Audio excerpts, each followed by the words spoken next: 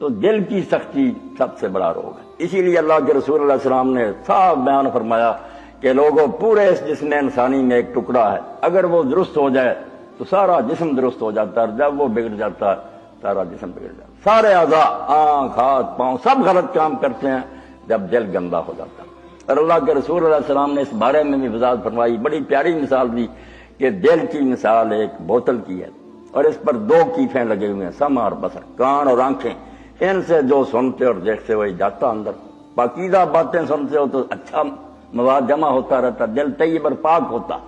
اگر گندی باتیں سنتے ہو، گندے مناظر دیکھتے ہو، دل گندا ہو جاتا۔ اور دل جب گندا ہو جاتا ہے نا، اس کا پھر کوئی علاج نہیں۔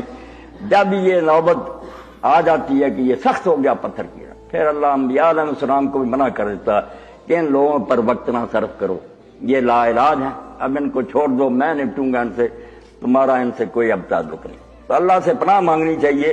اسی لیے رسول کریم علیہ السلام اللہ سے دعائیں کرتے تھے، اسألک قلبا سلیما، میں تندرست دل سے تجھ سے مانگتا ہوں، دل نہ بیمار ہو جائے۔ یہ دعا ہے اللہ کے رسول علیہ السلام کی۔